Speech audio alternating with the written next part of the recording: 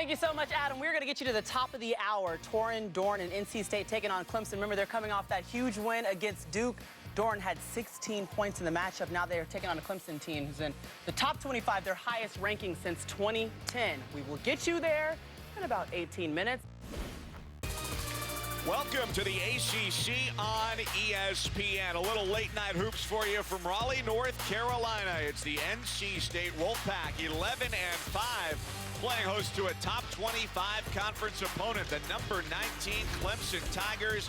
Just one blemish on their record at 14-1. And Clemson at 3-0 in the ACC finds itself sitting atop the league standings with only the defensive-minded Virginia Cavaliers unbeaten at 4-0. Both teams coming off of big games. Clemson at home, Saturday a noon tip-off. Took them a little bit of time to get going, but in overtime they persevered against Louisville. And NC State, off of a 30-point drubbing at the hands of Notre Dame, a massive underdog. They took care of number 2 Duke 95-86 to beat the number 2 team in the country for the second time this year. So glad you're with us here tonight. Mike Cousins, the former Virginia standout, Corey Alexander. In ACC play, the road has not been friendly for NC State here at home. Quite a different story. Absolutely. The road has had them with 2 losses, and the margin of losses, they'll get 23 points in both those games. And then coming home and beating the number 2 team in the country, it's been a different story for NC State playing here on their home court. With that win against Duke, and then having lost already against Clemson earlier this season in ACC play by 16 points. Now, for the Tigers, they're one of 20 teams in the country, 4 in the ACC, with 5 starters averaging at least 10 points a game, and Marquise Reed is the leader of this group. A very balanced attack, but Marquise Reed really has turned his game up over the last 9 games of the season so far for Clemson. If you look at the three-point percentage, the 44% has really been a difference maker for him and for this team. That was the one piece that they needed for him to be able to provide for them to be successful. Off we go, a new look uniform tonight for the Tigers who win the opening tip. All starters averaging at least 10. And for NC State, in the home whites, Al Freeman, the leader, at 15 points a game. Mitchell drops it off, and a 3-point try for Grantham, no good. Yurt-7 with a quick rejection inside against Reed. And Yurt-7 getting back to his old tricks the same way he played against Duke, commanding the paint on both ends of the floor, scoring, but more importantly, defending the rim for the Wolfpack.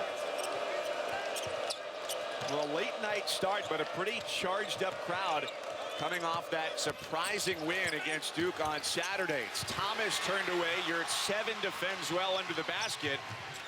And the Wolfpack moving quickly. Freeman opens it up with a 3.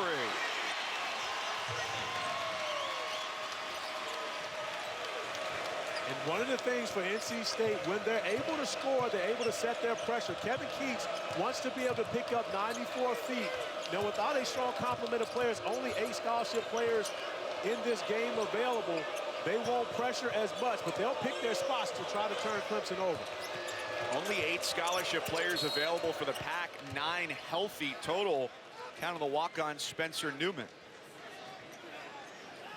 Foul is on Yurt-7, is first under first-year head coach Kevin Keats, the 45-year-old native of Lynchburg, Virginia, who took over this program mid-March of last year, replacing Mark Gottfried. Kevin Keats is full of energy. He wants his team to play with a tremendous amount of energy, and they feed off of this home crowd here at PNC Arena.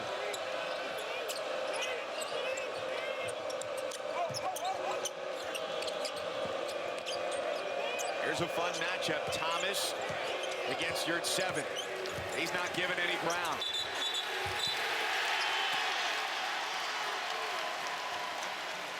Jeff Anderson blows the whistle. It's the first on Thomas, the junior out of Dallas. And a great job by Yurt-7 holding his ground, but also being able to absorb the contact to get the offensive foul. You normally can get away with one bump, but once you go past that first initial bump, invading the cylinder of your defender, the officials are going to give you the offensive foul. Jeffrey Anderson, as you mentioned, right on top of that call. Anderson joined by Pat Driscoll and John Higgins. The trio in black and white tonight, a veteran crew here in Raleigh. Loose ball under the hoop, out of bounds. And it stays at this end of the floor. Meanwhile, it's year number 8 for Brad Brownell at the helm, the 49-year-old out of Evansville, Indiana, also a former head coach at UNC Wilmington. Stop at Wright State preceded his tenure at South Carolina, and he says this is the best team he's had in his time here. It's Freeman who's got the first 5 for NC State.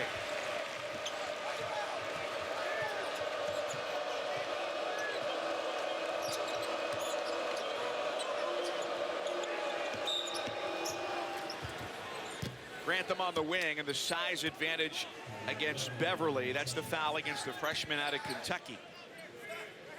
Right there, Braxton Beverly, you don't want to give up that foul on the perimeter against, and really when your advantage is your quickness, you want to make Grantham have to beat you, and more importantly, Beverly's too important to this team to get in foul trouble early. Well, Grantham beat him on the defense, coming up, sneaking down the lane on the inbounds play. One of the points of emphasis from Kevin Keats today, especially with the older players on his roster, communication on the inbounds plays. He wasn't pleased with it this afternoon, and probably won't be right there. Well, he's not, because he already has Sam Hunt at the score table ready to come into the game, and there's something they worked on over and over again in their shoot-around today. And so, therefore, you can't have that happen this early in the game. 2 on the timer, and the flip, no good from Freeman. So the offense stagnant in the early going. Running the floor, Dorn with the takeaway, and here comes Beverly to push, even numbers. Righty scoop left side. The freshman's got it, a 1-point game. And the last thing you want to do against the Wolfpack is turn the basketball over and allow them to get out in transition.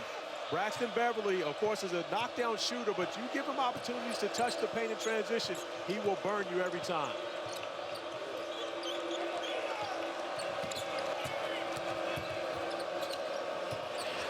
From the corner, a couple dribbles, a hard foul as Dorn came charging in to hit Donnell, the grad transfer from Michigan. First on Dorn. And a great shot fake by Donnell in the corner, getting Yurt 7 off his feet, but going in. You call that a hard foul? That's a lot of basketball, Mike. That was a good block. It's a little bit of both. Okay. I'll split the middle with you. You know what? It was either going to be a dunk that nobody wanted any part of defensively, or a foul that had to keep him from scoring the bucket. Well, Torrin Dorn has played for Kevin Keats long enough to know, had he let him go in there and dunk that, it would have been a major problem, much bigger than him picking up that foul. Torrin Dorn coming over, making a great play on the basketball. There was contact enough for there to be a foul. So Dorn gets a breather, as does Yurt 7 taking a seat. And Leonard Freeman checks in. 6'8" forward at 265, along with Sam Hunt, the grad transfer, who is a prolific three-point shooter.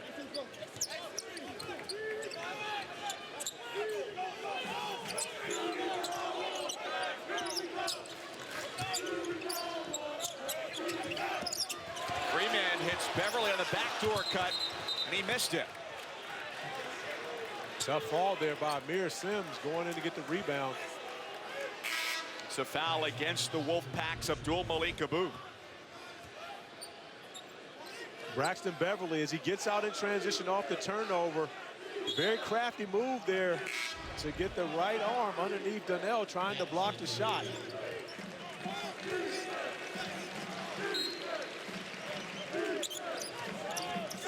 You see off of a dead ball, you see the pressure from NC State, and they want to make someone other than Shelton Mitchell have to handle the basketball to see if they can get Clemson to speed up or try to make a sloppy play. But if you look at it now, they've already taken 10 seconds off the shot clock before Clemson can even get into their offense. Ball tipped by Freeman, and last touch by the Wolfpack redshirt senior. A frenetic start here in Raleigh, and the Wolfpack, against a top 25 team, have the home court advantage. ESPN's exclusive presentation of college basketball is brought to you by Northwestern Mutual. Spend your life living.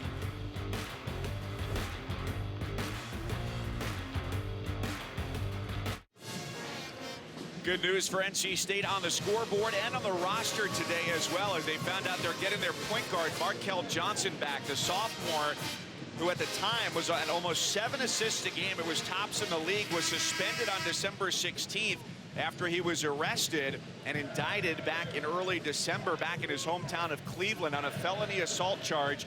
Those charges were dropped today. He flew back and got to the gym at about 7:30 for this 9 o'clock tip-off. So under school policy, with that felony charged against him, he could not compete. Now he's eligible to play again, and it's just a matter of time before, presumably, he's back on the floor in uniform. And a very welcome addition back to this program. Kevin Keats has told me on a number of occasions to play the way that they want to play. They're 2 guards short right now. So Markel Johnson fills half that void. And also good news for the Wolfpack. Blake Harris, transferring from Missouri, will become a part of their program, has already been admitted to school, and will be starting to practice with the team next week. He'll be able to get his eligibility going in the 2nd semester of next year. He'll have 2.5 years left after his transfer. Abu from the right block doesn't get it. Through 2 defenders, still no. Freeman hit on the way up. But for Clemson, the problem there is too many opportunities on the offensive glass for NC State, and that's something we talked with Brad Brownell about earlier in the game. During ACC play right now, they're -4 as far as rebounding margin, and you see NC State with a clear emphasis on going after the offensive board, and Abu as well as Leonard Freeman, both those guys are great on the offensive glass. Clemson going to have to find a way to keep a body on those guys and keep them off the board. How much of interior play was an element of the win against Duke on Saturday? It was tremendous, because when you have to play against that Duke front line, you've got to have someone that could stand up to those guys, and you saw so many different opportunities. Amir Yurtseven was awesome on the interiors. The 16 points was one thing, but what he did defensively, and again, no one is going to keep Marvin Bagley from getting his numbers. But when you can come up with a number of block shots and make things difficult on the interior, the same way that NC State is making things difficult for Clemson in the full court. David Scarr trying to handle the basketball against these angry pack of wolves attacking the basketball. Sam Hunt, known as a shooter, but getting the job done defensively and forcing the 10-second violation against Clemson. Tenacious defense against a player widely regarded as one of the better defenders in the league, David Scarr, the transfer from Valpo.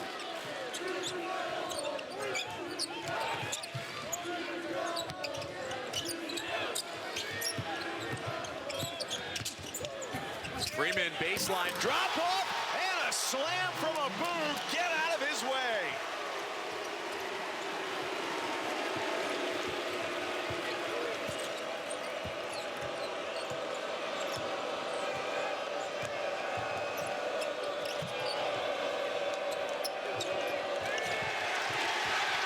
Bats in there again with the takeaway. And trying for a highlight reel finish, doesn't score, but he does draw the foul against Sims. That's number 2 on the freshman. Well, Al Freeman, of course, the leading scorer for NC State, has been very good all year scoring the basketball, but what he's done recently, and you add the Duke game into this, is share the basketball with his teammates, and that time sharing with Abdul Malik Abu turns into a highlight that I'm sure we'll see over and over again. The biggest downfall offensively, according to Keats, was when his team tries to play hero ball. And he's pinned it on Freeman, Al Freeman, I should say, at times, is a guy who, you know, as a grad transfer, you only got 1 year left. You're going to take your chances, but when they share, it's so much better. Absolutely, and Al Freeman is a very good individual scorer. He's been that his whole basketball career, but coming to this team, he has to take on more of a leadership role and find his teammates and help them get better, as we see more of that offensive rebounding by Leonard Freeman off a free throw miss.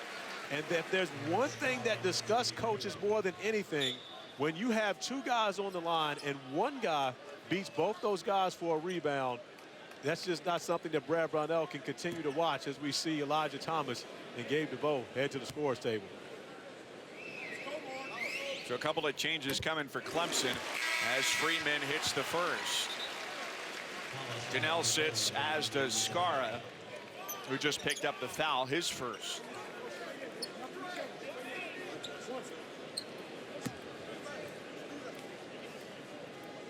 First meeting with Clemson, NC State lost by 16. And the lead is 5 here.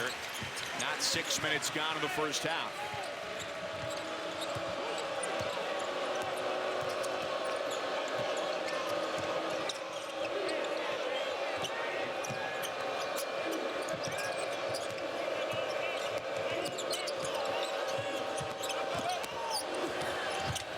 On the drive off the glass, Grantham's got 4. And Dante Grantham is such a matchup problem for opposing teams because he's actually more of a point forward than he is a power forward. And you see a bit of his skill on that last possession.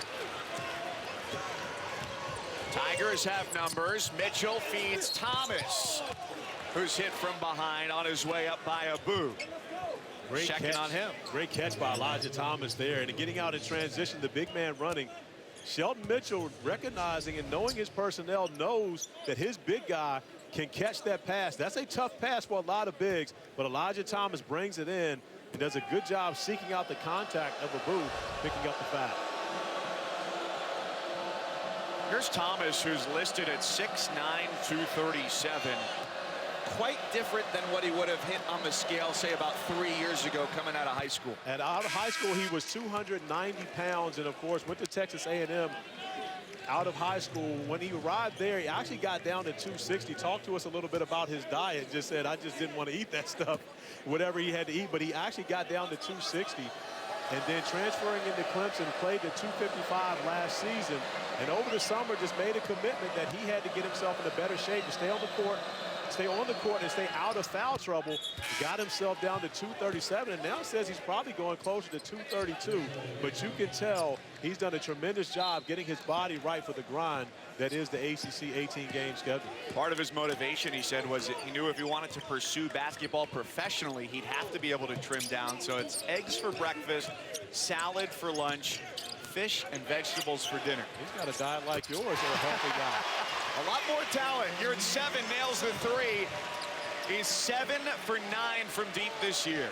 And Yurt 7 came to NC State with a lot of hype surrounding him as to whether he was a one-and-done level talent.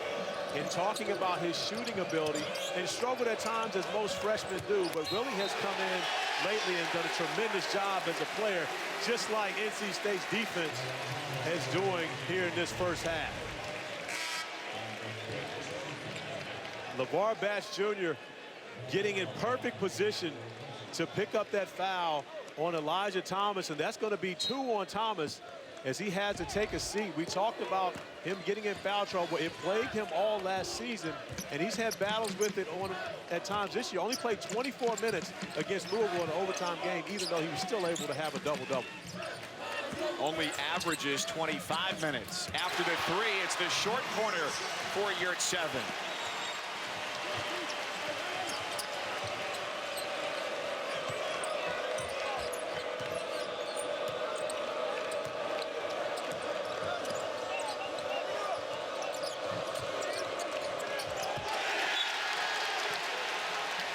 Seventh turnover already for Clemson. Well, Clyde Trapp, the freshman backup point guard, getting his opportunity at the point, but you can see what LeVar Batch Jr. does defensively, the amount of pressure he can put on the player individually without even having to scheme it.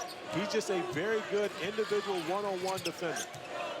Former ESPN 100 player out of North Carolina, checked in at number 97 in last year's freshman class.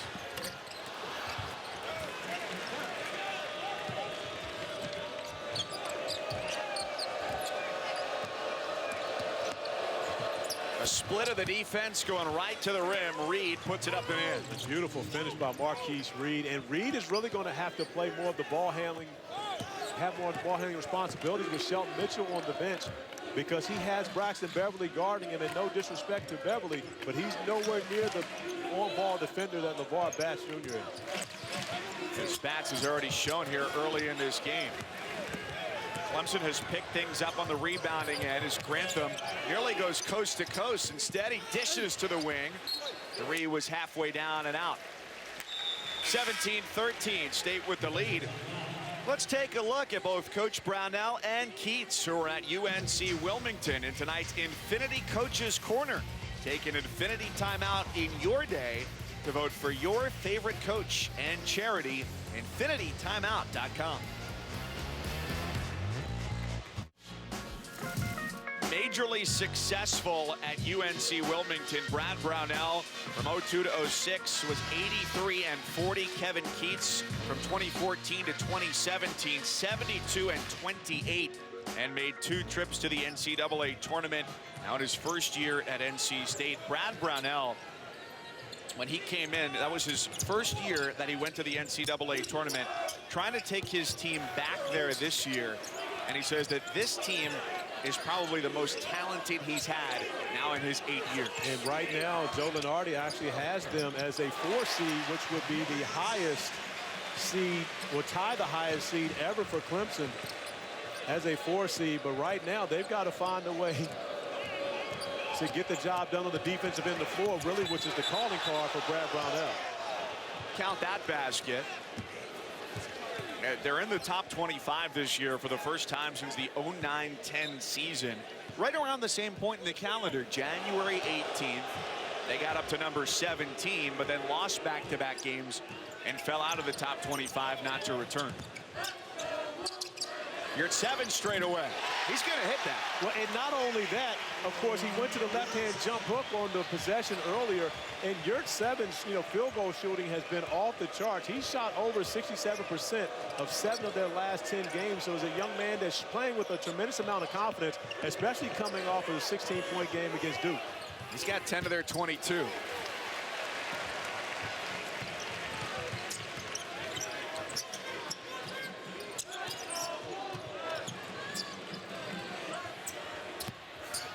Hunt's a 3-point shooter. 86% of his shots have come from 3. Way deep.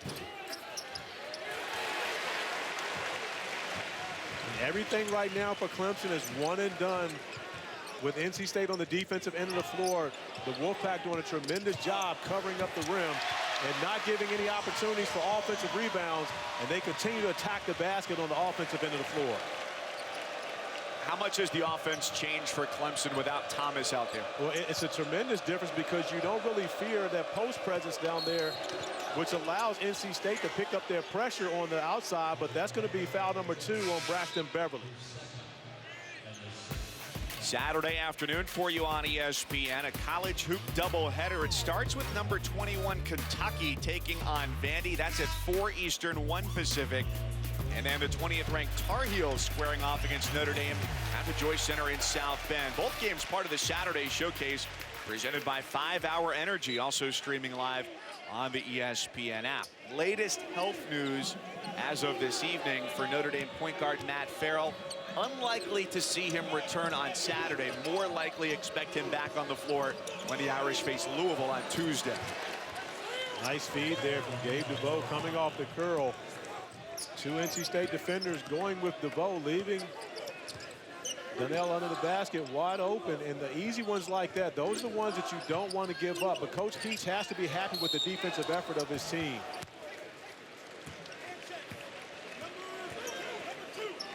It's Virginia and Clemson at 3-0 with Notre Dame right behind. Miami 2-1, Louisville 2-1. Talk about teams that are at the top of the standings right now. Would you have guessed back in October that Louisville or that Clemson would start off 3-0? I would have had to look at the schedule, but no, I probably wouldn't have. But I did feel as though this Clemson team was going to be really good this year and have a strong chance of getting into the NCAA tournament. 14-1, I would not have guessed that at this point. I was actually there to watch them in the one game they lost against Temple.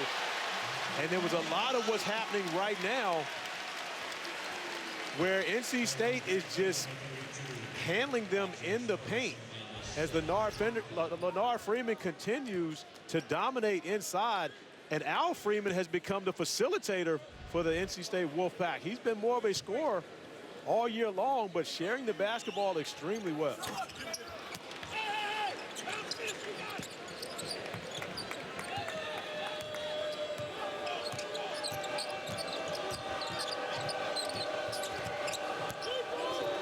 DeVoe off for Grantham. Loose ball again. Dorn with the dive into the corner, and it turns into 3 for DeVoe. But LeVar Batts getting another deflection, getting his hand on the basketball. And coaches like Kevin Keats, they chart deflections. That's a stat that you want to know, because that means you're wreaking chaos on the opposing team and making them uncomfortable. So even though that's a nice three-pointer off a scramble, Coach Keats, again, happy with the defensive presence. DeVoe nearly got it to fall. Now, is Kevin Keats charting long, out-of-rhythm threes that turn into baskets going the other way? He absolutely will be, and they will be having a conversation about that on the bench. And I can tell you, the Clemson Tigers will be talking to their senior leader, Gabe DeVoe, about his ability to get up off the ground. Gabe DeVoe trying to put a body in the basket. Torrin Dorn not having it, but DeVoe getting the foul.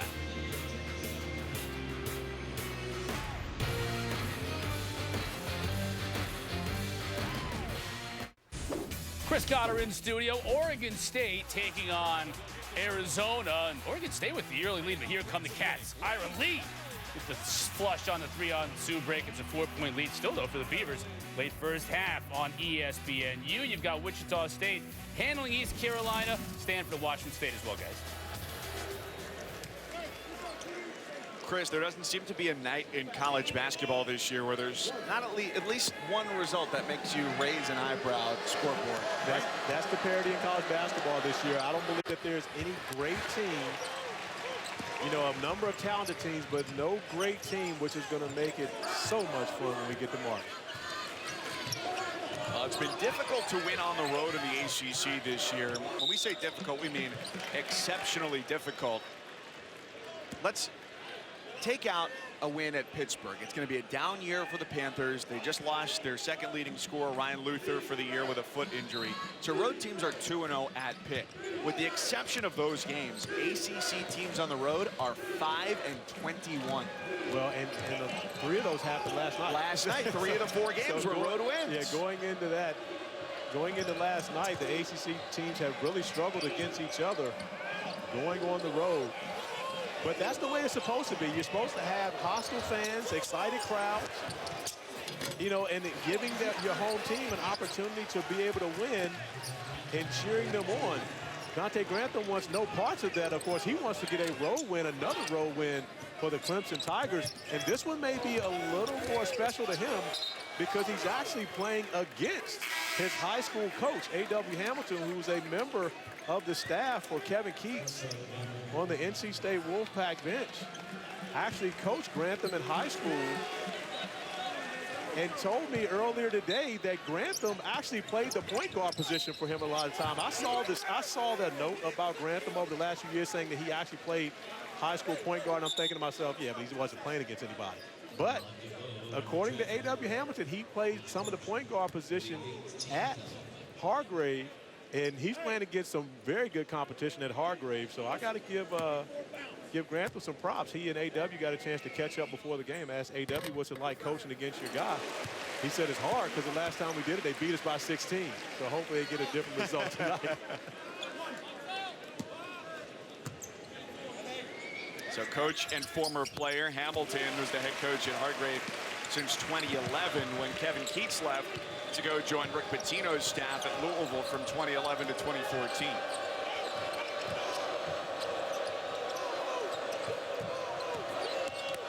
Grantham down the lane. You're at 7.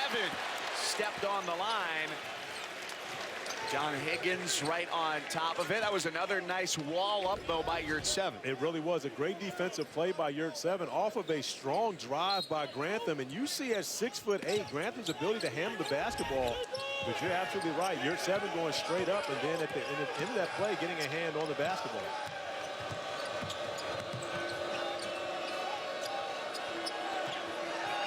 Mitchell has 5 on the shot clock, working against the tricky Bats, who takes it away. With Donnell in the way, blocking foul. Defense turns to offense for the freshman from Concord, North Carolina.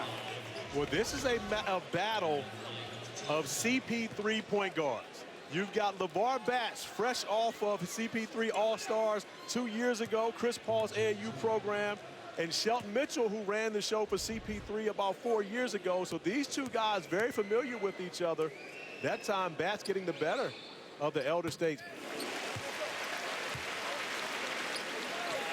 First points for Bats, who's averaging about 5 points a game in 17 minutes. The first signee for Kevin Keats, who originally committed to VCU and then changed direction when Will Wade went to LSU. And Bats was a game changer in the Duke game.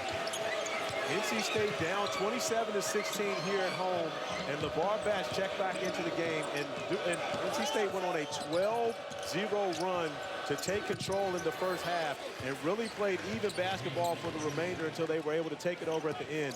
But this coaching staff gives LeVar Bats a lot of credit for the energy that he brought to the court on Saturday night. Freeman has been looking to dish more than drive. Bats 0 for 2 from deep. He's not going to be sitting with Beverly having 2 fouls. Dorn a couple fouls, and Abu with a pair as well for the Pack.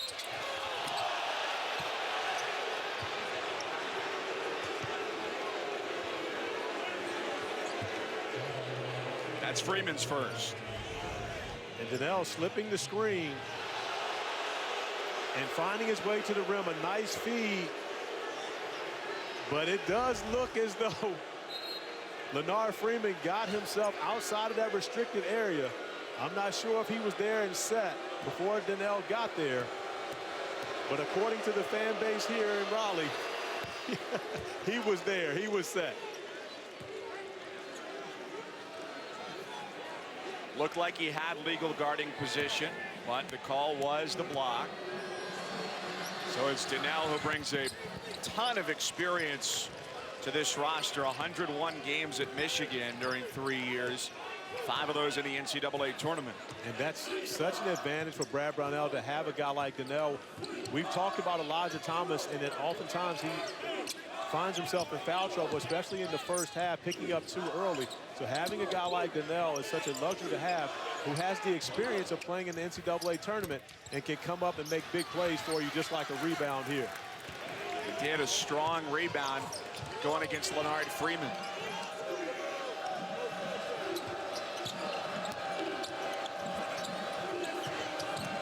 Bats defending again. Grantham passed right over the top of his head to find DeVoe, who's got 6. And that's a strong move by Gabe DeVoe there, cutting across and getting his body in front of Al Freeman. And Gabe DeVoe is a strong young man, so therefore when he gets in front of you, it's going to be difficult to keep him from getting to the basket. 5 minutes left first half. The Tigers have clawed back to make it a 1-point game on the road. Hunt drains the triple. Well, the scouting report on Sam Hunt is to run him off of the line. I think it's close to 80%, if not more, of his shots. 86% are from three-point range, so he doesn't go inside the arc much. You've got to find a way to chase him off the three-point line. Tigers could have used one more pass on that possession. And now we've got a whistle as Yurtseven comes up hobbling, rubbing his right knee, unable to come up with the floor. Hopefully that's just a bump. Banging knees with someone else, which hurts a lot early, but goes away and allows you to get back on the floor. Can't tell from that angle, but we know there was contact there, and hopefully this young man gets back on the court, because he has been a difference maker for Coach Keats and the Wolfpack.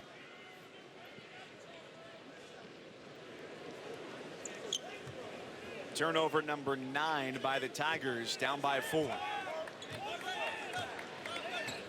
NC State right now 13 points off of turnovers, and they are handily winning the turnover battle right now. However, it was a battle that they lost when they played at Clemson. NC State had 14 turnovers to Clemson only having 9 in that game, and that was part of the reason why Clemson was able to have a double-digit win in that game. Donnell right into the three-pointer. He doesn't shoot them often, but when he does, it's at a high clip.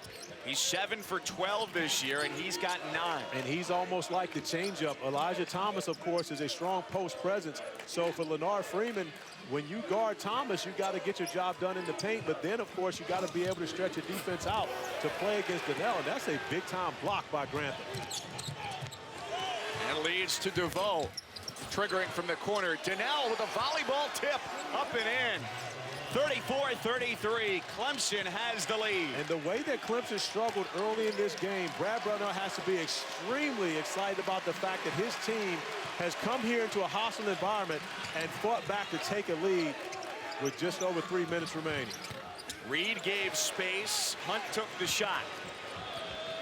3 minutes to go.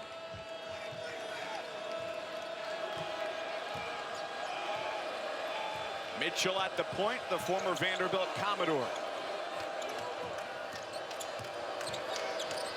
DeVoe underneath. Donnell with strength. Shoulders Freeman out of the way. Timeout NC State. I tell you what, Donnell gets a huge hug from Dante Grantham at half court because Donnell has put the Tigers on his back. And because of that, they hold a 3-point lead.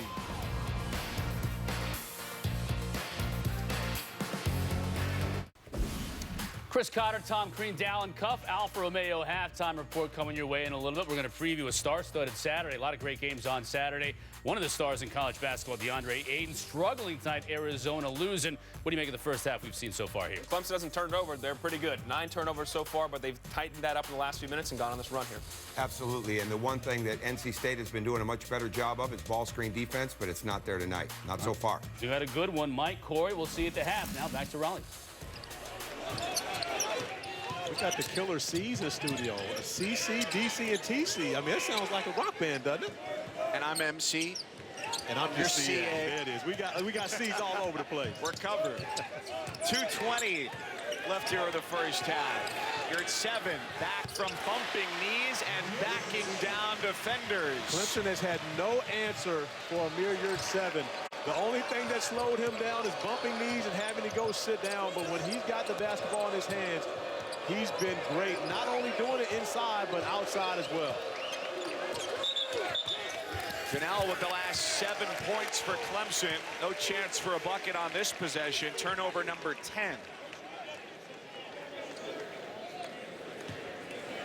By the way, speaking of a great Saturday coming up, you and I will travel tomorrow down to South Carolina to see Clemson again on Saturday. It's a top 20 matchup on ESPNU. 3 o'clock tip-off on Saturday as Miami comes to town. DeVoe gets bumped, tries to feed across the lane for Grantham, who swipes it back onto the floor, and the loose ball is out of bounds off of Batts. I can tell you right now, this is the maturation of the Clemson Tigers. We saw them get down early in this game, fight back to get back into it, but a play like that, Brad Brownell has to be happy with the effort of his team. A bad pass, which turns into a deflection, but yet they don't give up the possession, and because of their energy and their effort, they maintain it with the opportunity to score. Mitchell, an open look from 3.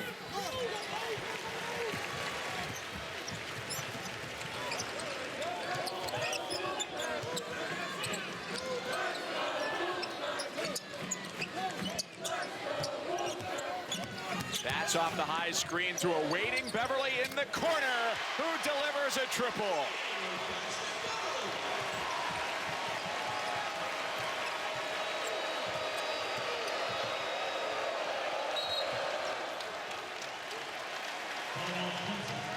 Mitchell to the sideline, a timeout, 30 seconds. We'll take it with him and come right back to PNC Arena.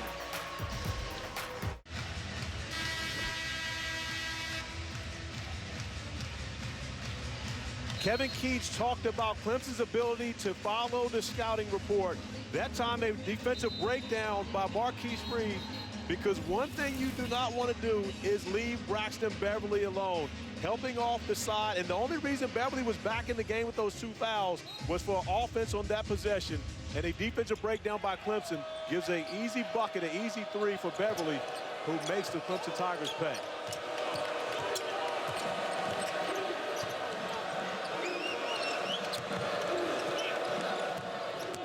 Grantham draws 2 defenders. Yurt 7 not quick enough to get to the rim. Dante Grantham has changed his game so much from the young man we saw for the last 3 years at Clemson. Moving into the 4 position has given him the ability to go against power forwards. And there are very few power forwards that can move their feet and stay in front of him when he has the basketball in his hands. He's a guy who last year averaged just 7 points a game and now has more than double that to about 15 a night. 8 so far for Grantham, 6 to shoot for NC State. You're at 7 with a hand in his face. Oh, another 3. 2 seconds. Mitchell trying to go coast to coast, and he's turned away. You're at 7. Caps the first half. A 3 and D for the big man out of Turkey.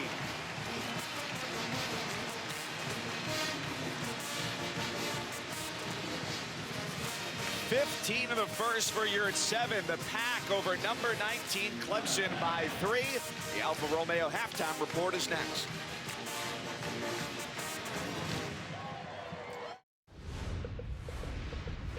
Welcome back to the Alfa Romeo halftime report. Cotter, Cuff, and Crean, Alfa Romeo halftime report. Omar Yurt 7. 2 of his 15 on 6 of 7 shooting. Wolfpack up by 3. Very interesting game. I mean, you got a Clemson team shooting the lights out, 56%. You got an NC State team, though, not turning the ball over, so Clemson's having to work for every bucket they get. They're not getting anything in transition. Yeah, Clemson has been feast or famine. They got 10 turnovers, but they're shooting 56%. When they get in the half court and they execute and they run their pick and roll game, they show up with great versatility, a lot of veteran guards, they can be effective, but they got to take care of the rock. NC State's making threes and making it tough. We saw what they can be at home. They beat Duke in their last game, and they have versatile players, too, and Yurt 7 is a highlight of that. He is, and right now they've had really no answer for him inside, whether it's on the glass, whether it's just in the post, he can step out. They're going to have to get that addressed. This halftime report is presented by Alfa Romeo. At the break here in Raleigh, NC State with a 3-point lead over number 19 Clemson. It's just another usual night in the ACC. We welcome you back to PNC Arena. Mike Cousins and Corey Alexander. Glad you're here with us tonight. The Wolfpack, pressure defense, second chance points. Those have been difference makers. They have been the difference makers, and really they crashed the boards with a tremendous amount of intensity. But they got it going with that pressure defense, as you mentioned, and turning Clemson over and turning those turnovers into points on the other end of the floor. That's the way that Kevin Keats wants for his team to be able to play. Braxton Beverly finding his way to the rim with the finish. But Clemson actually had an answer for him, and an unsuspected answer. And Mark Denal, who continued to play very well throughout the entire first half while Elijah Thomas was in foul trouble, but there was no answer for Amir Yurt 7, who got the job done both inside and outside for the Wolfpack. Janelle with 13 points at the break. Playing a lot partially because Eli Thomas was in foul trouble. He played just 3 minutes. Yurt 7, 3 of 3 from deep, and a game-high 15 points for the sophomore out of Turkey. 22 points in the paint for Clemson. And now they get Thomas back to start the second half. Only took 1 shot in the first half. He's number 14 in the purple and orange, guarding Yurt 7. And the conversation for Brad Brownell had to be to take care of the basketball, because they shot the ball extremely well and got quality looks when they didn't turn it over.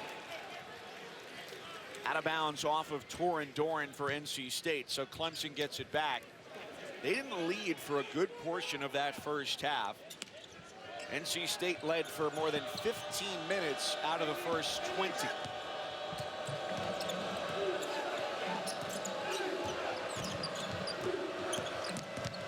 Talk about bench points. Clemson averaging 13 a game from the bench here as Thomas gets turned away. And Janelle with those 13 off the bench already in the first half. But it's important for Clemson to be able to establish Thomas as he's able to score in his second opportunity for a number of reasons. One, you have to make Amir Yurt 7 defend on the perimeter, on the interior, to try to take away some of those legs. He's shooting the hot basketball right now and extremely fresh. He could have come off of about 12 hours of good REM sleep, and he wasn't going to get that one. It was a little high. I will say that. He did get a hand on it, though. It wasn't out of the building. It wasn't an uncatchable pass. He needed to be Yurt 8 or Yurt 9 to get that. How long you been thinking of that one? Oh, you had that one up the sleeve for a long time, right? I had that one going at media day. I've been waiting. Thank you. I don't know if I can do another game the rest of the year. I got to go out on a high note like George Costanza did. That's it. Done. Didn't we already talk about I was a Friends guy? we had this conversation. It's 90s night here tonight. Your Seinfeld references fall upon deaf ears when they come to me. If you're talking Friends, I'm with you. Seinfeld, I'm not going to be following. I'll see you at Central Perk tomorrow morning. Sounds good. Much better. Fouls on yard 7, his second. And it puts Grantham, the senior from Martinsburg, West Virginia, at the line for the Tigers. Changed numbers this year. Used to be number 15 when he came in. That belonged to KJ McDaniels. And 32 has been available, but just didn't switch back to it until this year from when he wore it in high school. Started wearing it as a big admirer of Magic Johnson. And we mentioned he was a point guard in high school in West Virginia, so, you know, kind of trying to follow the same path as Magic, wearing 32 and being a 6'8", 6'9" point guard. That's a strong take from Abu. And that's where NC State really needs to up its production. With Abu, he's a senior, one of the top returning scorers in ACC and rebounders in ACC play, and has actually led this NC State team in rebounding the last 2 seasons, but right now has struggled to get on track on both offensively and as well as his rebounding. But giving them good minutes here to start the second half. Freeman wants the 3. He knocks it down. The grad transfer from Baylor has 10. And Al Freeman has played a very good game scoring, but is also facilitating for his teammates and getting players involved. He's taken a couple of those shots that are a bit questionable, as with the last one, but they're never questionable when they go in. Beverly got a hand on it, knocked it away from Grantham. Did it look like it was going to go in out of his hand? Oh, of course it did. From here, I mean, you know, of course, when it goes in, it always looks like it's going to go in when he lets it go. But Al Freeman is a very good individual scorer, and you see his ability to create his own shot off the dribble, knocking that one down. But that's one of those shots that Kevin Keats talked about. It's a bad shot if he doesn't make it. DeVoe gets to the rim. The senior out of North Carolina has 8. And that gets under the skin of Kevin Keats. He talked to us earlier today about every time he felt like they were getting back into the first game when they played Clemson in the ACC opener, they were getting back cut for a layup. That was one of the things he did not want to see from his team defensively. And to see it this early in the second half has to bother Coach Keats. Beverly with a steal behind the back of Boo. Turned away by Thomas. Both sides clamoring for some kind of whistle, and play goes on. And a great no call there, because you could tell Elijah Thomas had a handful of basketball. If any call, it would have been a jump ball, because the Boo came down with it, but it turns into a big 3 on the opposite end for Marquise Reed.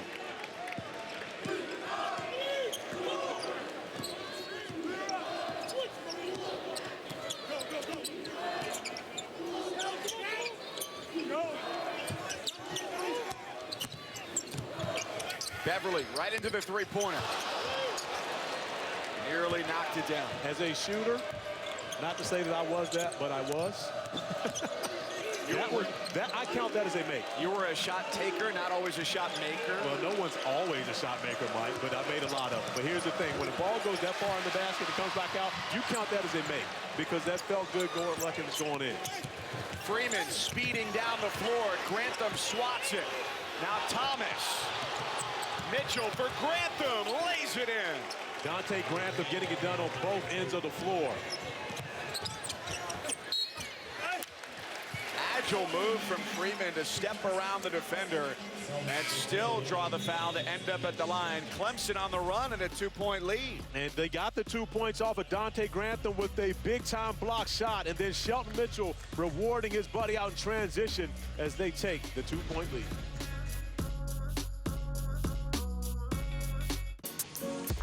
Let's take a look at tonight's Wendy's Wooden Watch. It's North Carolina's Luke May, who went off Tuesday against BC. 32 points, 18 rebounds. It's career high scoring. That was a big bounce back for him, considering the game before he'd scored just 6 in the loss against Virginia. But, you know, when you play against Virginia, you can pretty much cut your average in half normally when there's not going to be as many possessions, and they are great defensively. So Luke May, I'm sure, excited to get an opportunity to play against the Boston College front line. But give Boston College a lot of credit. They are a much better team this year. Jerome Robinson playing great basketball. So no easy wins at BC anymore. And they're doing it with an injury to their front court as well, which against losing Deontay Hawkins, the transfer from Illinois State. That was before the game against Duke when they pulled off that upset back in early December. And you've got a number of teams, BC, Syracuse, are only really going about 6 players deep.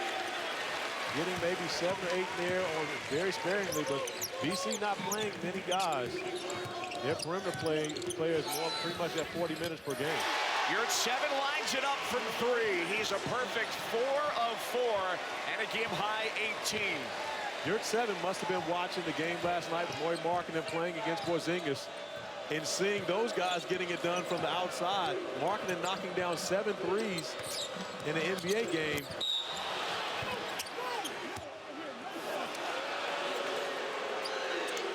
And Yurt-7 wanting to be a part of that mix. We mentioned Lauri Markkanen, and he was a guy that Yurt-7 was talked about in that same breath last year as far as the potential to be a one-and-done player. Now you see why, with his ability to shoot the basketball from beyond the arc, knocking down 4 threes already in this game. It was interesting to think about when he came in and the hype that came with him. And last year, it was very much a transitional style difference for him, going from international play into U.S. play, playing tentative at times. And even still this year, he took 8 threes coming into this game, and he's 4 of 4 today from deep. He just has not had as many opportunities from 3 as you would have expected. And he showed flashes last year, but of course he also played with the ACC Rookie of the Year, Dennis Smith Jr. And when you play with Dennis Smith, oftentimes I think that was the case for a lot of the players on the Wolfpack roster. They started watching. He was that good that they pretty much were spectators part of the game, just watching Dennis Smith get the job done. Yeah, it was 1-on-5 in a lot of those games. Beverly on the baseline. Freeman with the left hand. Yurt-7 fights for it. And it's out of bounds into the hands of DeVoe, who stepped on the baseline. NC State basketball. But look at all the effort that Clemson has to use to just be able to get a defensive rebound because of the effort of Yurt-7. Continues to keep the basketball alive, and by the time Gabe DeVoe can get to it, he's got a foot on the baseline. It's a 2-to-1 number in the rebound column. Clemson 28. NC State 14. And that has not been Clemson's strength this year. They came into the game actually down a -4 margin in ACC play rebounding. So I'm sure that's something that Brad Bardell's encouraged by, but they've evened it out with their turnovers.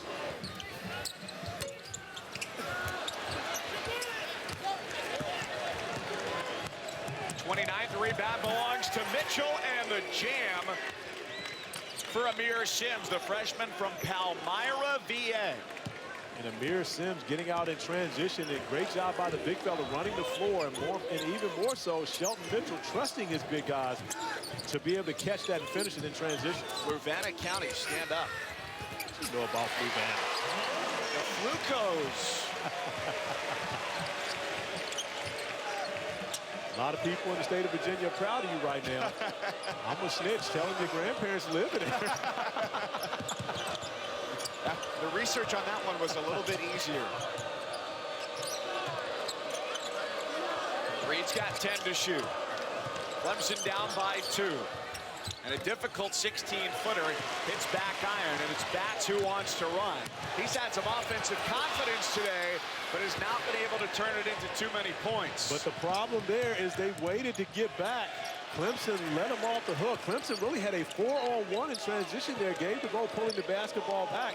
When Batts missed that layup, instead of sprinting back, he was disappointed with himself and just watched.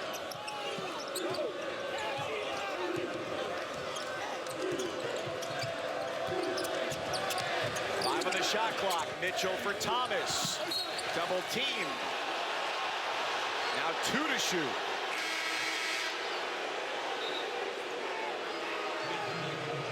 See Thomas and Reed having a bit of a conversation right there. That's okay. When you're on the road in a hostile environment, you got to have a team that's willing to communicate with each other. Sometimes it can be a little louder than it may need to be, but you can't be afraid of confrontation because it's pretty much you against the world. Thomas had an extra second, just didn't realize it. Interesting conversation there between Freeman and the officiating crew, telling them to watch out for Thomas, to say, hey, he's pushing off.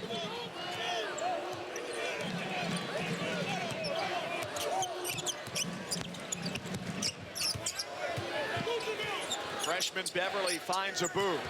He puts it on the floor, a little bit stronger than Grantham, and turns it into a pair.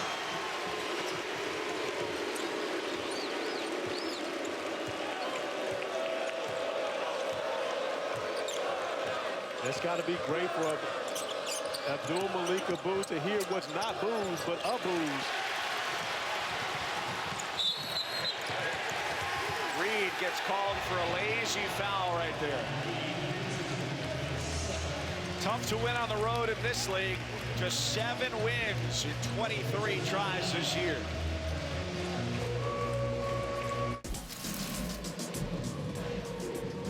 It's what Iowa needs, a team that has not lived up to expectations this year. Meanwhile, we've had ourselves a good one here, a 4-point difference, and turnovers and points off of those turnovers have been difference makers. Beverly goes baseline, comes up empty. And Clemson has numbers here. This is one they've got to be able to take advantage of. And they don't. Davis Carr turning down the 3. He's capable of knocking that shot down, but not confident enough to take it. Skara just in his 2nd minute on the floor tonight. The transfer from Valpo. And Skara actually has not scored a point in ACC play thus far, so I'm sure that was going through his mind as he looked to size up that 3. He played a scoreless 12 minutes against Louisville on Saturday. You know, one of the things that we haven't talked about, Mike, with Markel Johnson being reinstated today, and the experience that LeVar Batts has gotten during this stretch, if you're able to put Johnson back into this lineup and bring he and Batts off the bench, you've got a pretty formidable combination of guards picking up the pressure. It's DeVoe down on the floor after the foul on Freeman, his 2nd. With all the bodies flying around the paint, it looks as though Gabe DeVoe was landed on by one of his teammates. Honestly, you see guys going up and the foul there, but as he goes down, it is Davis Skara landing on him.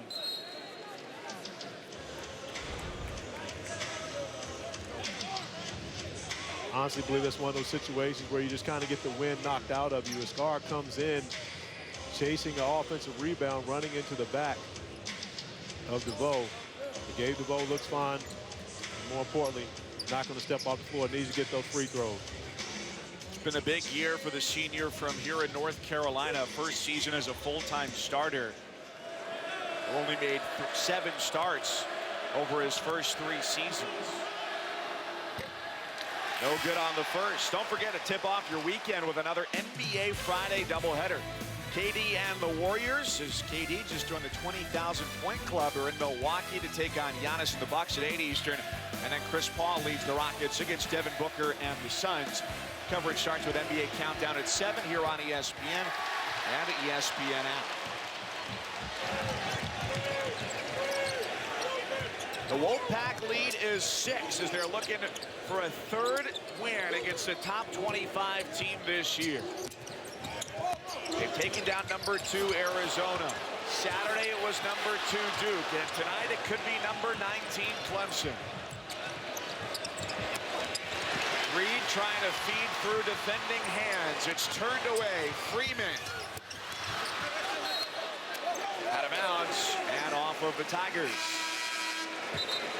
You talked about trying to get a 3rd win over a top 20 team. Now they get another opportunity at Virginia on Sunday. So NC State playing right in the middle of the gauntlet right now, taking on 3 top 25 teams in a row in ACC play. Last time they beat 3 straight top 25 teams, you have to go back to Julius Hodges' junior year when he was the player of the year in the league, 03-04. They did it against Wake, Duke, and Georgia Tech.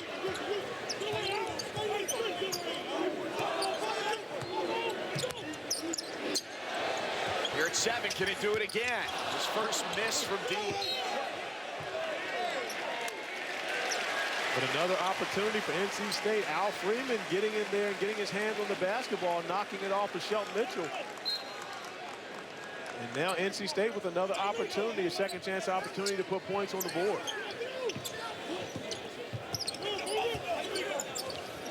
A pull-up 3. 7-footer has the height advantage.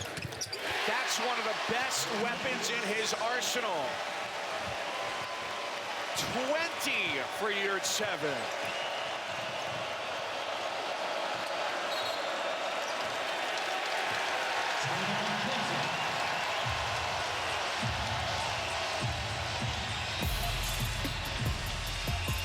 Omer Yurtseven getting the job done in every aspect of the game. Offensive rebound, put back with the left hand, beautiful jump hook to give the Wolfpack an 8-point lead.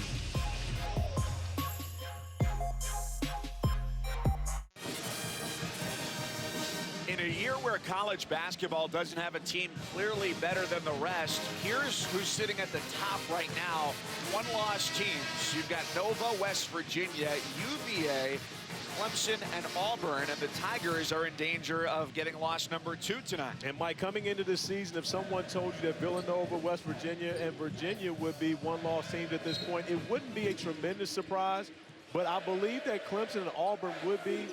But a fact for you, a tidbit of information, their 1 loss both came to the same team, Temple, in back-to-back games. That was in Charleston for Clemson.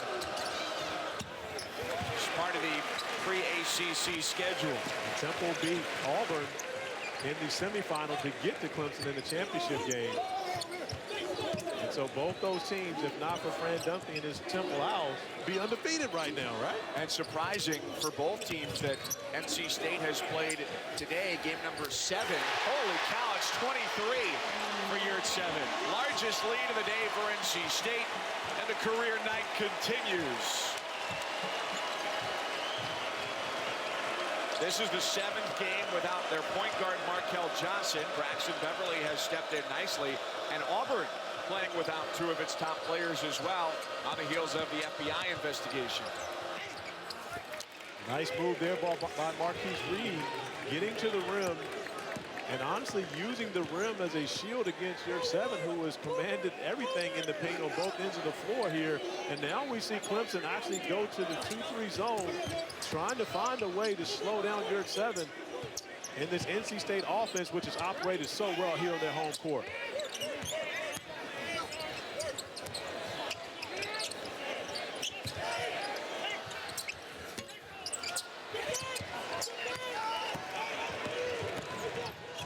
Surprisingly, the zone leads to good position against year 7, keeping him off the ball. The foul is on Batts, but a 9-point lead due in large part to the 7-footer, Omer Yurtseven. Yurtseven having his way with the Clemson Tigers to a tune of 23 points.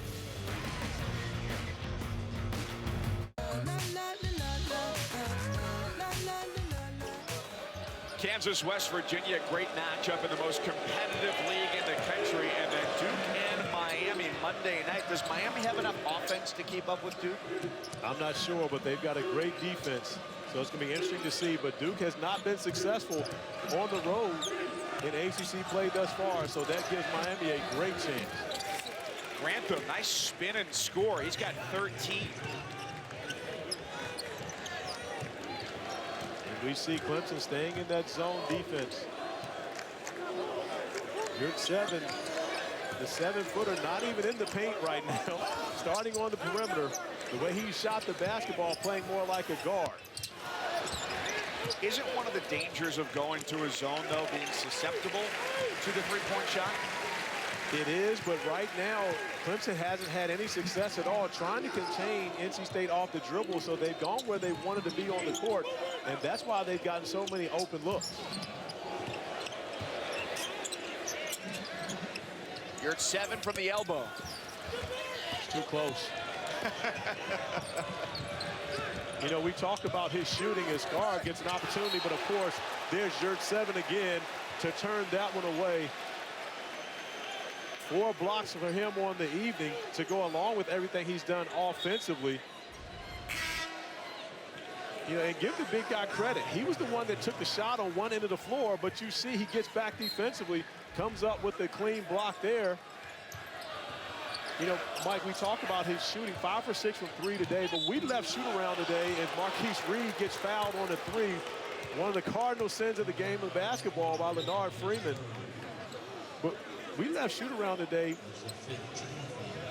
Yurt 7 was the last guy in the gym shooting, and when I got here ridiculously early at 7:15 today, he was the first one in the PNC Arena shooting jump shots. It's noted by many how punctual you are everywhere you go. Saturday afternoon here on ESPN, a college hoop doubleheader for you. It's Kentucky and Vandy 4 Eastern and North Carolina, perhaps with a look at its small lineup against Notre Dame. We'll see. Both games Saturday showcase presented by 5 Hour Energy, also streaming live on the ESPN app. And for the record, I'm not late. You guys are just way too early. Yeah, right. You guys are way too early. I'm not late by any stretch. It's everyone else's problem. I just like to show up when the action is happening. No need sitting around an empty gym. The action only happens when you show up. There you go. That means I show up when the action happens. See, we see eye to eye on that. 6 minutes left here in a 4-point game. That's what we had at the break, was a 3-point game, 41-38 in favor of NC State. And this was just an 11-point lead for NC State, so give Clemson credit for battling back, and I believe a lot of it has to do with the zone from Brad Brownell, but that time Sam Hunt going into what for him is no man's land, taking a 2-point attempt and getting fouled. Foul is the 3rd on DeVoe. Puts Hunt at the free throw line where he's a perfect 9 for 9 this year. Grad transfer from North Carolina A&T over in Greensboro, about a 90-minute drive away from here. Was the team's leading scorer each of the last 2 years. There's going to be someone who's sitting at home right now saying, "You idiot. You said 9 for 9, and now he's 9 for 10. I jinxed it." As long as they're talking to you when they call them, if they're calling names, as long as they're talking to you, that's fine. With those powers of divination, I'll be playing the Powerball tomorrow.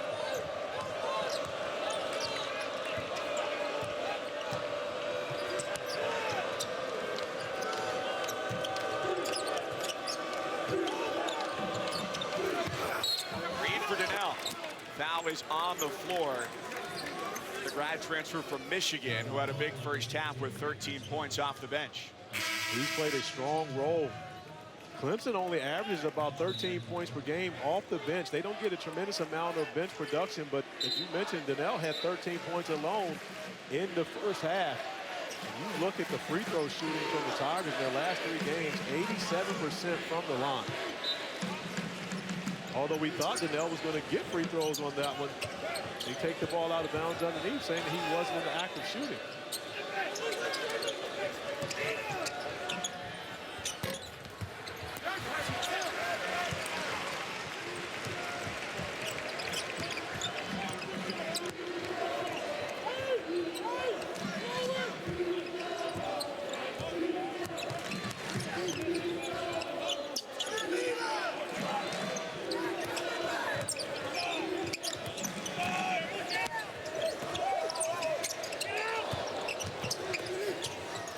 Dorn hangs and scores. The lead is 7 for the Wolfpack. That's a nice move by Torrin Dorn, and a shot that the Wolfpack needed for some separation. Torrin Dorn making a number of big baskets at the end of the Duke game, and another one here tonight. Dorn coming off a 16-point game in that win over Duke. 53 points in the second half of that game. A huge output for the Wolfpack, looking to go to 2-2 in conference action. Tigers 14-1, a perfect 3-0 in the ACC. A loss for them would leave Virginia as the lone perfect team in conference play. Tell you what, your 7 is not left-handed. He shoots it with the right hand from 3, but his left on those interior shots, it looks just like he might as well be.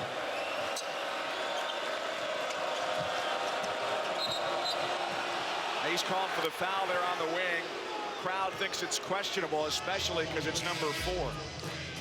Well, Yurt 7 and Dorn both had 16 points against Duke, and they're both making big plays here down the stretch for the Wolfpack. First is Torrin Dorn with a nice turnaround jumper. And then, as you mentioned, Yurt 7, all ambidextrous up in here, using the left hand with a beautiful hook.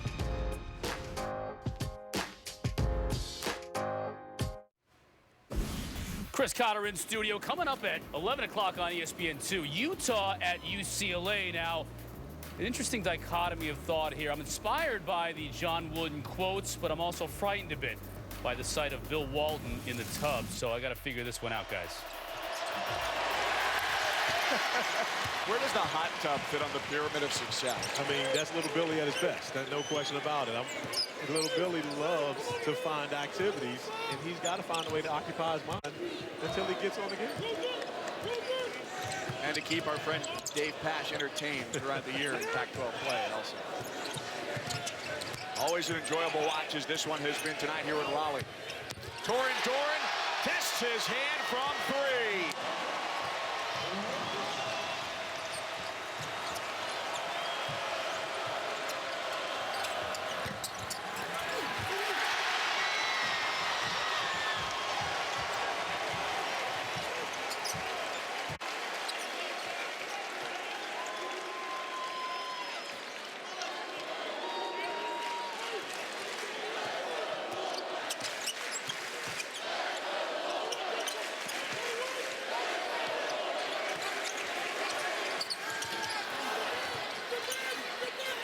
Thomas just back onto the floor, replacing Donnell, grabs the rebound and helps avert the Wolfpack going over the 70-point mark as they have their largest lead of the day sliced back into at 69-59 with 2.5 to go. And it's going to take pressure defense and some turnovers here late in the game.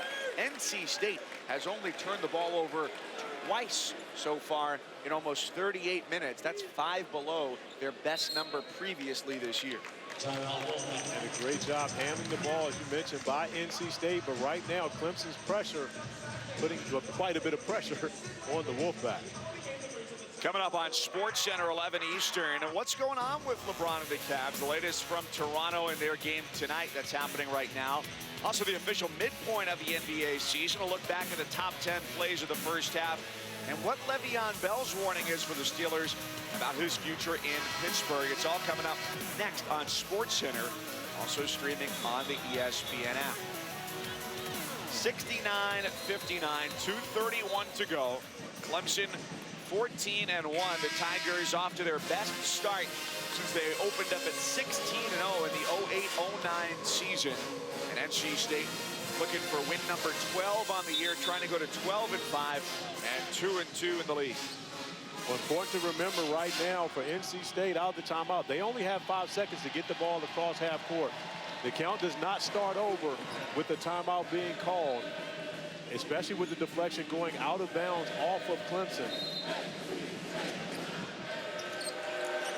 I'm not sure if LeVar Batts knows that. He started walking early, and I must be completely wrong because that should have been a 10-second violation right there unless the deflection started over. But it definitely went under 20 on that. 27 points for Omer Yurtseven. Only averaged 11 a night.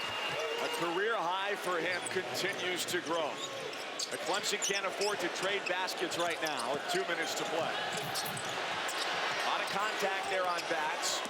It's Dorn, and he hooks Skara, but it's Skara who's called for the foul on the perimeter. I'm going to need to call on some of my official friends on that one. It was 25 seconds left on the shot clock when LeVar Batts got trapped in the backcourt. The clock went under 20. At 20, it's a 10-second violation. So unless the timeout resets the count, that should have been a 10-second violation in the backcourt. I need some clarity on that one now. It's going to bother me. I'm not going to be able to sleep tonight on that one.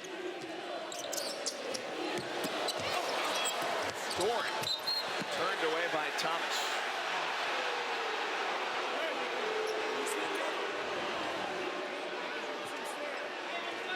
Eli Thomas covering a lot of ground to be able to come and deny 2 points from Torin Dorn.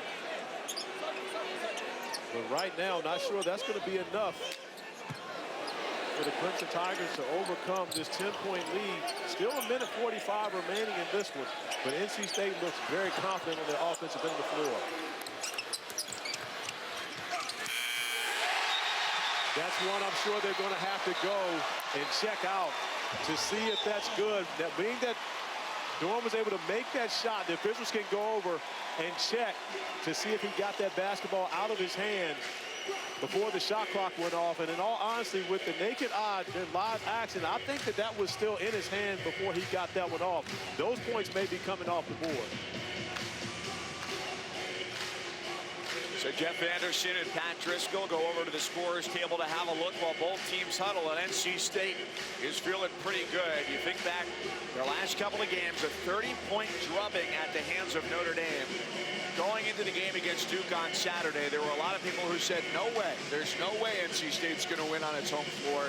They came back and they beat number 2 Duke, and now the opportunity to beat another top 25 team here on their home floor. You know, I was with you that Saturday, and when you said no way, I'm wondering if you were one of those people saying that same thing. We're going to have an opportunity here to share with the officials to be able to see if this ball was out of the hands before that red light goes off, and from initial glance, it was not. It was still in Torin Dorn's hands when that shot went off. The official's going to need to try to see it again. They haven't got the look that they need to be able to check it out. But from the vantage point that we saw, it does look as though that basketball is still in the hand of Torin Dorn when the red light flashes on the backboard. For full transparency, it's a bit of an unusual moment that we're sharing monitors right now, and so that's the only look that we have in terms of looking at the basket. So there's no angle with which to show the shot clock there, and that's the look that the officials are looking for, to try and get a better idea of whether that ball got released in time. This is the angle here I think gives it to them best. But it's hard to see the shot clock right there. And if they counted on the floor,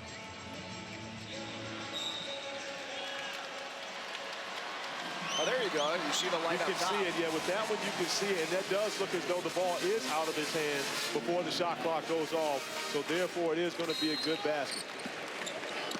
I think that one was kind of inconclusive evidence, not enough to overturn the play, so it was called a good basket on the floor. What you need was indisputable video evidence there. I will say, though, it's kind of a fun peek behind the curtain to have the officials looking at our monitor and getting to hear their conversation.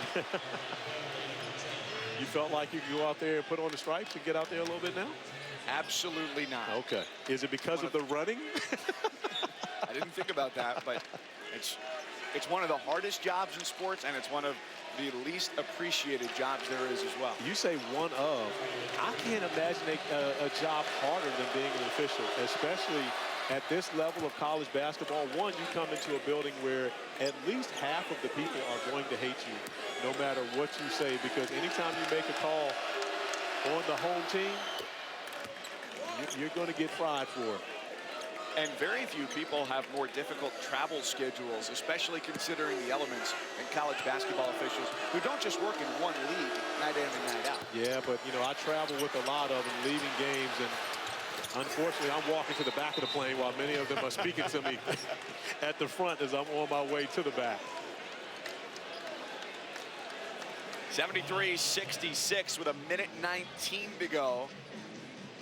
And again, more great hoops coming your way Saturday with a doubleheader. It's Kentucky, still a team without a star, a team that is not going to be the same as what Cal has put together in recent years. They've got Vandy for Eastern, and then North Carolina and Notre Dame at the Joyce Center in South Bend. It's the Saturday Showcase presented by 5 Hour Energy, also streaming live on the ESPN app.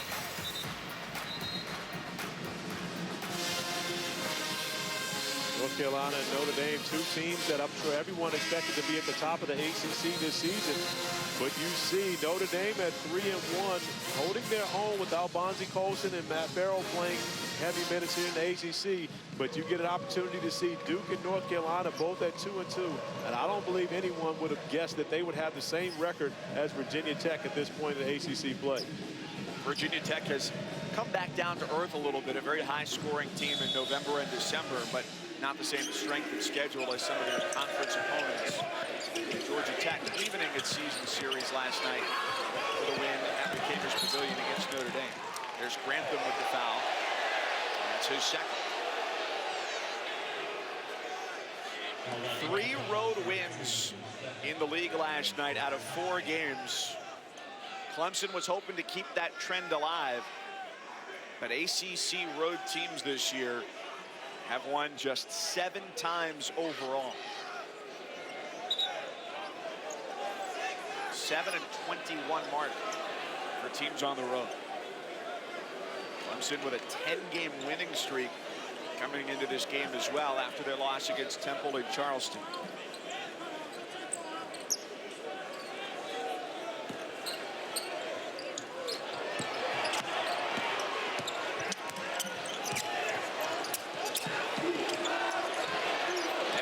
A 2-bounce pass finds its way to Bats.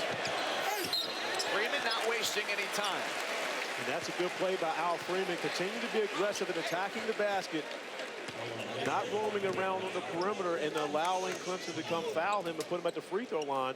This way he's going to the line but had an opportunity to make a shot and get a 3-point play, and more importantly some separation in this lead.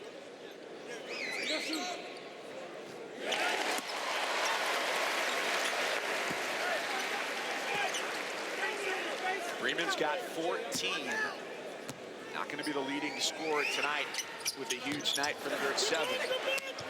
But their first 16 games did lead them in scoring 7 times. Grantham cans the 3. All of a sudden a 5-point game with 54.6 to play.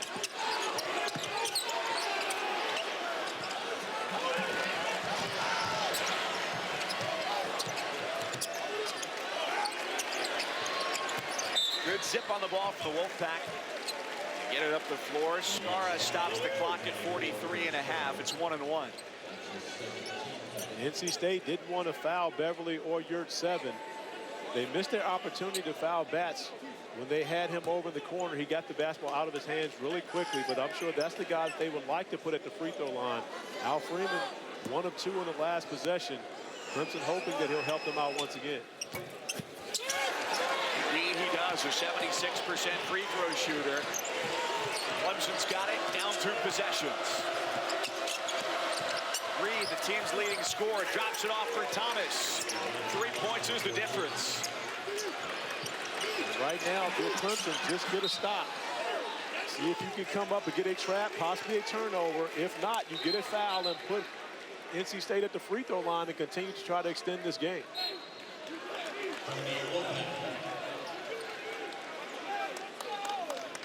We've got a timeout with NC State up 74-71. Preseason poll's always interesting to go back and look at, especially where we are early in the conference schedule. It's game number 4 for both of these teams. NC State was picked 12th in the preseason poll, and the teams behind them, Clemson, BC, and Pitt. Well, Clemson, you know, it was hard for... Or I'm sorry, I got that backwards, 12 and 13. It was hard for me to imagine people picking Clemson that low, but the way they lost so many games last season, so many close games, and having all of that talent coming back, minus Jerron Blossom game, I felt like Clemson would be much better. I thought BC would be better, but I didn't think that they would be knocking off the likes of Duke at home. But they have really improved. And, you know, everyone knew coming into the season it was going to be a struggle for Pittsburgh with 11 newcomers. But you see a number of the top teams in the ACC have struggled once they've got the ACC play as they're looking at the clock to make sure they've got the time right. Especially after that inbounds that bounced off of Thomas. Yeah, and Thomas upset that he didn't actually catch that basketball because Torrin Dorn actually threw it off of him. If he could have stepped back and just caught that basketball, he would have had an easy layup. And that's why Thomas was so upset. That was a very dangerous play by Torrin Dorn, honestly. As you see Thomas here guarding the ball and Dorn throws it off of him, if there's a way for Thomas to catch that basketball and turn and dunk it, now we've got a one-point game. So, and the officials never, well, I'm sorry, not the table never started the clock on that one, so they had to go back and make an adjustment for it. In which it probably should be less than 32.8 right now because, I mean, you have to take something off for Thomas touching the basketball.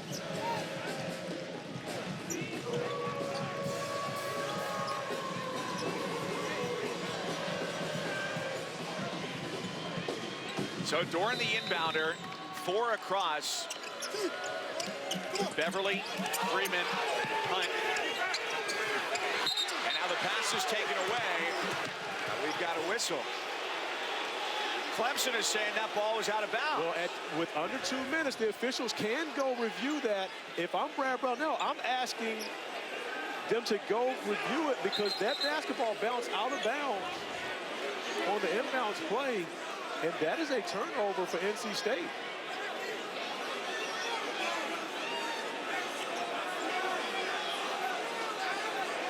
John Higgins and Pat Driscoll having a conversation right now. If I'm Brad Brownell, I'm asking them to go look at the monitor because I believe that is a reviewable play,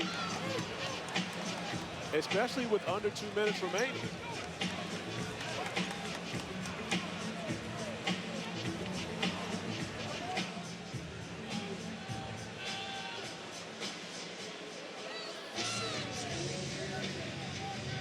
As you see, Torrin Dorn under pressure, bounces the basketball, but where it hits right there, out of bounds, unless they cannot review a dead ball possession, which may be the case, I can't imagine why they're not going over to look at that. So it stays NC State basketball. There are certain plays that can be reviewed and can't be reviewed, and I've got to imagine with this crew, that's one that falls in that part of the rule book. Traveling is the call. Sam Hunt catching the basketball in the trap.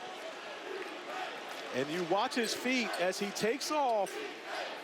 Before he puts the basketball down, his pivot foot, that back foot comes up before the basketball hits the ground, resulting in the travel. First look was underneath, and the ball is taken away by Dorn. His feet ahead, you're at 7, with a capper.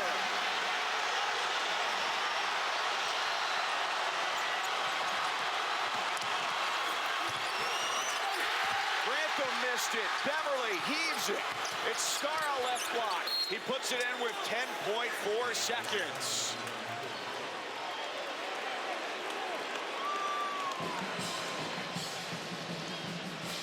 Mike, in a scenario where you come up with the turnover, down 3, and you have an opportunity on an underneath out-of-bounds play to get a bucket, and you make this play and turn it over, you don't deserve to win this game. And I'm sure that's what Brad Brownell will tell his team with the opportunity that they were given off of the turnover and a chance to score, to have that type of play, and more importantly, to give up the 2 points on the other end instead of fouling with the basketball in the hands of Torrin Dorn. This is not a game that you deserve to win. close games were the kryptonite of Clemson last year. Of their 12 league losses, 7 of them came by 4 points or less. And they look destined to repeat that same fate here tonight after that turnover. But they got a great chance after the turnover, and you've got an opportunity to run, to not be able to get the ball inbounds and the underneath out of bounds play. And you've got upperclassmen on this team. That is a tough turnover right there, and that's a hard one to be able to swallow. Makes that trip going back to Clemson, South Carolina, a very long trip. A huge night for Omer Yurtseven, the difference maker. 5 of 6 from deep and a career-high 29. 5 made threes. He had 6 coming into the game for the year. And we talked about him shooting 67% from the field in 7 of his last 10 games. And this will be another one, but he got many more attempts. 12 for 18 from the field. Dorn gives it for Beverly, who's an 85% free throw shooter. That's the guy that Wolfpack want going to the line. NC State right in the middle of a tough stretch in ACC play. Passed the test on Saturday versus #2 Duke, and looks as though they could pass the test right here tonight against the top 20 ranked Clemson Tigers. Go to Virginia to play the Wahoos on Sunday. Potentially with the return of Markel Johnson coming in that game at JPJ. Which would be very helpful, especially to try to pressure Virginia and speed up the Cavaliers. Because if you play Virginia at the JPJ at their pace, you have very little chance of winning. And so they're going to have to try to find a way to speed them up. But I know Kevin Keats has to be extremely happy about the effort and the performance his team has put on here in their home building.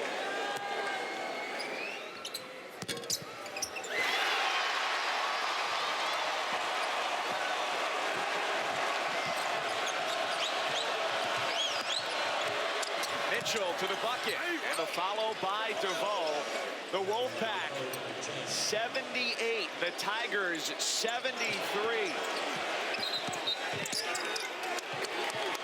And there's the whistle that Clemson was looking for about 5 minutes ago. And this time it was called. Ball bouncing out of bounds on the inbounds pass. Too little, too late, perhaps. Well, no, it's a three-point game right now. So I said perhaps. All you need is to be able to run your best set for a three-pointer right here. And Clemson, as you see right there, the ball bouncing on the inbounds line. The ball not actually in play as it hits the ground.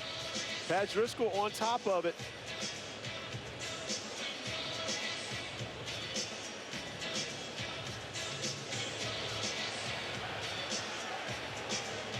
As we see the play, and I'm sure the officials are not reviewing because it was under 2 minutes on the last one, so I know they're not reviewing that now, which would make it a reviewable play in comparison to having gone over before to see that.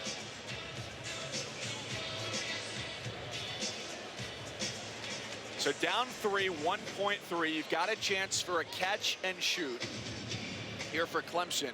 For this last play, who do you go to and how do you get him the ball? Well, you want Marquise Reed. The way he's been shooting the basketball, the officials actually are looking at to make sure that they have the time correct. The 1.3 seconds looks as though that's the correct amount of time for Clemson to have the basketball underneath out of bounds. And it's almost like a free timeout during the review for Brad Brownell to draw up what it is he wants to run. As we saw Shelton Mitchell go to the basket, and the tip by Gabe DeVoe goes through the net at 1.3.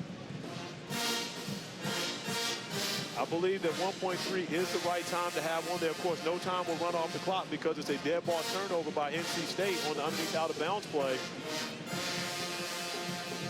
And I just mentioned Clemson does not deserve to win this game. However, they've got a chance to be able to force it. They won their last game versus Louisville in overtime, and they've got a chance right here to come up with a big basket to force overtime in this.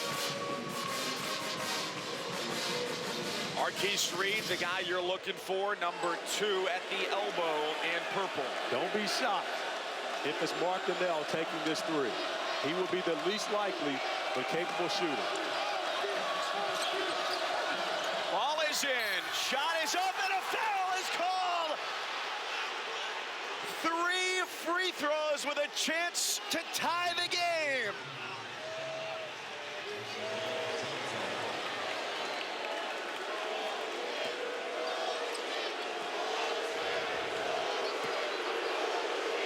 Great design by Brad Brownell as you see the baseline pass. His feet clearly behind the line as Sam Hunt reaches in. John Higgins right on top of the call.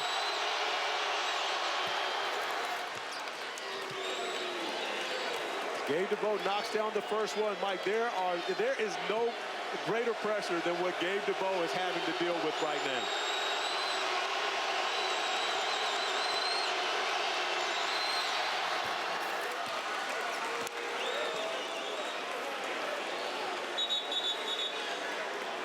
Timeout, NC State. And I like the timeout by Kevin Keats there. DeVoe had found himself in a rhythm at the free throw line. Make him go over to the timeout and think about this last free throw. This is like calling the timeout before the kicker kicks the game-winning field goal at the end of the game. Kevin Keats wants to give Gabe DeVoe some time to think about how much pressure is on this one shot. We remind you, SportsCenter comes your way next year on ESPN. It's been a great night of hoops between seeing Louisville pick up a huge win against Notre Dame at the Yum Center, and here NC State trying to hang on for a third straight top 25 win here in Raleigh, where fingernails are being chewed off at a frenetic pace by teams on both sides. It'll be the first time in more than 15 years that NC State has taken down 3 straight top 25 teams. One more free throw coming for DeVoe, who stepped to the line 1 for 4 tonight. Normally a much better free throw shooter, 80% on the year.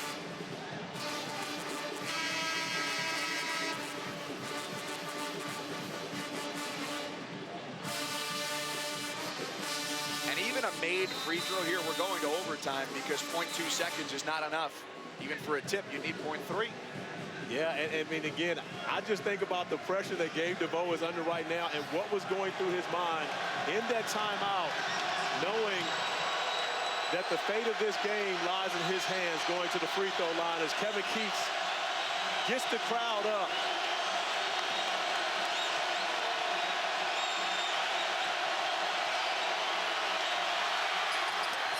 He missed it!